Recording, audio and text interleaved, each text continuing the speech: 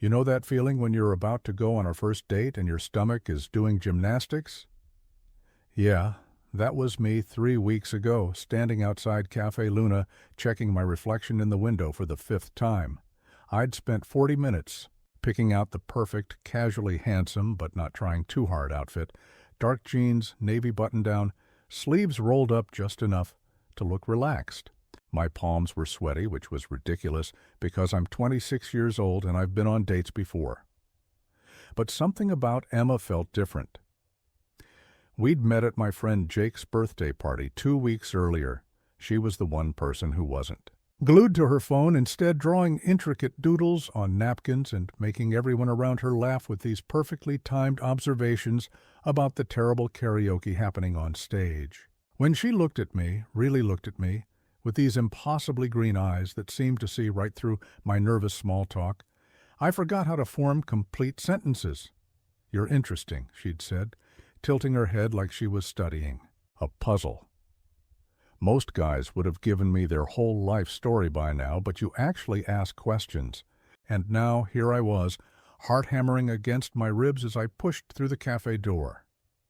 The little bell chimed, and there she was, sitting at a corner table by the window. Auburn hair catching the late afternoon sunlight, wearing this vintage band t-shirt that somehow looked both effortless and perfect. But what made me stop dead in my tracks wasn't how beautiful she looked. It was what was sitting on the table next to her coffee cup, a briefcase.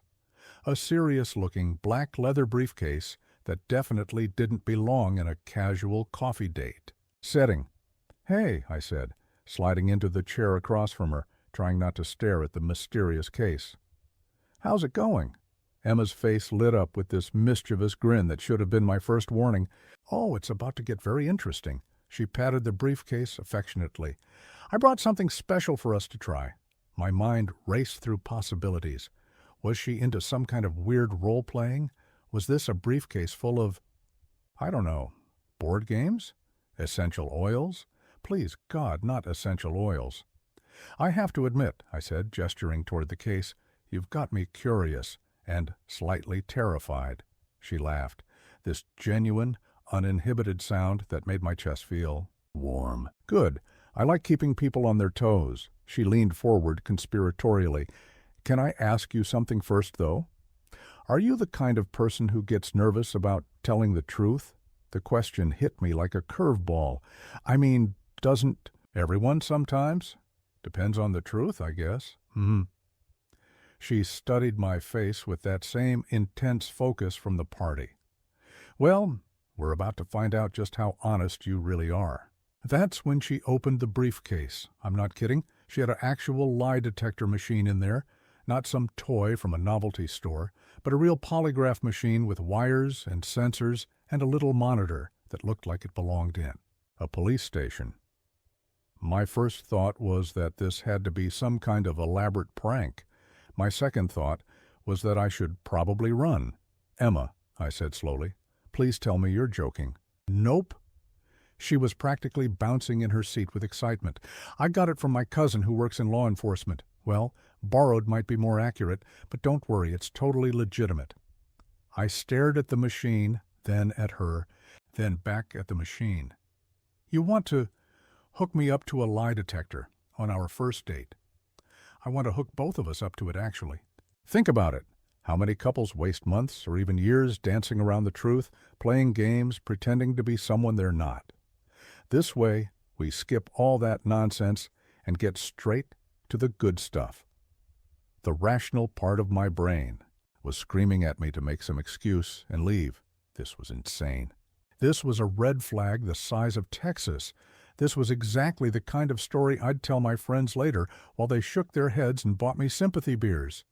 But there was something else happening too.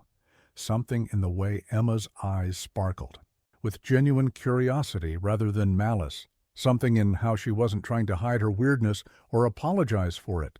She was laying her cards on the table, literally, and asking if I was brave enough to do the same. "What kind of questions are we talking about here?" I heard myself asking. Her grin widened. Nothing too invasive for round one. Basic compatibility. Stuff Like, have you ever cheated on someone? Do you actually want kids someday?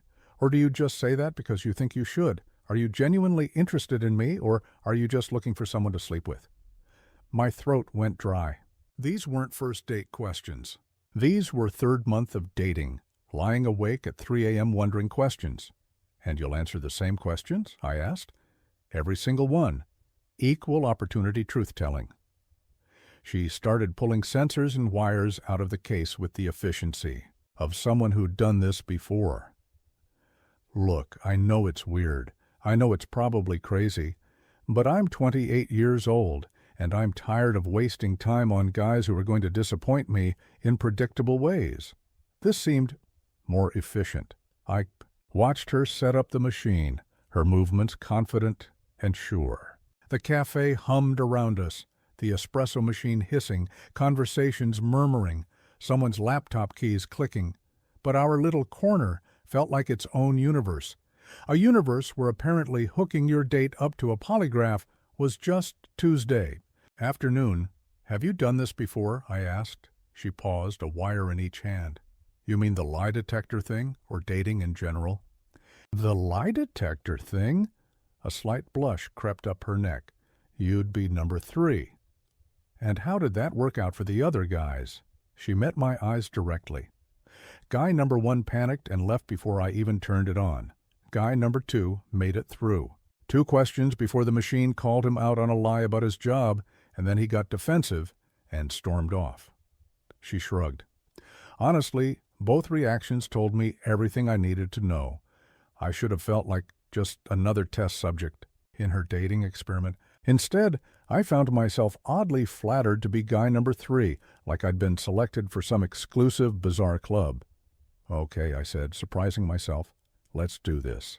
Emma's whole face transformed. Pure joy, like I'd just agreed to go skydiving or travel to Paris with her. She reached across the table and squeezed my hand. Really? You're not going to bail on me? I mean, I might still bail, I said, but I'm curious enough to see where this goes. Fair enough. She started attaching the sensors to my fingers, her touch gentle and warm. Just so you know, the machine isn't perfect. It measures stress responses, not absolute truth. So if you're nervous about something for reasons other than lying, it might show up. Great. So it's going to think I'm lying about everything because I'm terrified of this entire situation. She laughed. We'll take that into account. As she finished connecting me to the machine, I realized something strange was happening. My initial panic was fading, replaced by something I didn't expect, relief. For once, I didn't have to worry about saying the right thing or being impressive or charming. I just had to be honest.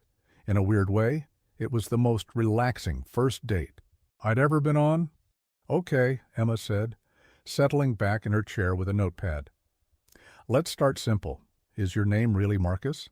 Yes. The machine hummed quietly. She checked the readout and nodded. Do you work in graphic design? Yes. Are you nervous right now? I laughed. Extremely. Good. That one would have worried me if you'd said no. She made a note. Do you live alone? Yes. Have you ever been married? No. Have you ever been in love? The question hung in the air between us. I felt the weight of it, the way it seemed to matter more than the others. Yes, I said quietly. Emma's pen paused over her notepad. Recently, about 2 years ago. It didn't end well. Her choice or yours? I hesitated. This was venturing into territory I usually avoided on first dates. Hell, I avoided it on 5th dates. Both, I guess. She wanted someone who was ready to get married right away. I thought I was, but when it came down to it, I realized I was more in love with the idea of being in love than I was with her. The machine continued its quiet humming. Emma studied the readout, then looked up at me with something like approval in her eyes. That's actually really honest, she said. Well, I'm hooked up to a lie detector. Seemed like honesty was the only option. You'd be surprised how many people try to lie anyway. She tapped her pen against her notebook. My turn. We switched places, and I watched as Emma calmly attached the sensors to herself. She seemed completely comfortable with the process, like she was just changing a light bulb or checking her email. "Okay," I said, looking at the questions she'd written down. "Is your name really Emma?" "Yes." "Do you actually work in museum curation, or was that a line?" "I really do work at the Natural History Museum, mostly with the butterfly exhibits." That explained the careful attention to detail, I thought. "Have you ever been married?" "No." "Are you genuinely interested in me, or am I just part of some weird, social experiment?" She was quiet for a long moment. "Both," she said finally. "I started this whole lie detector thing as an experiment, yeah.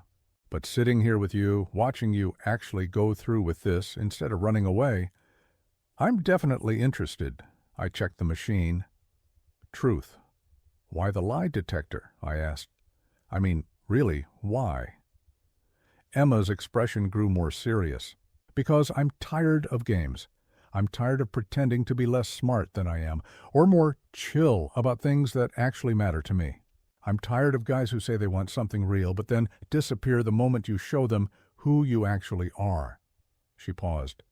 I figured if I led with the weirdest thing about myself, anyone who stuck around might actually be worth my time. The honesty in her voice made something in my chest ache. Not in a bad way, in the way that happens when someone says something so true it reorganizes how you see the world. "For the record," I said, "this is definitely the weirdest first date I've ever been on. It's also the most interesting." She smiled, and it was different from her earlier grins. Softer, more real. "So, want to get dinner? I promise I'll leave the lie detector at home." I looked at this strange, brilliant woman who'd just turned dating on its head, who'd somehow made brutal honesty feel like the most natural thing in the world. "Actually," I said, "can we bring it? I have some questions of my own." 3 weeks later, I'm still asking questions. And for the first time in my life, I'm not afraid of the answers.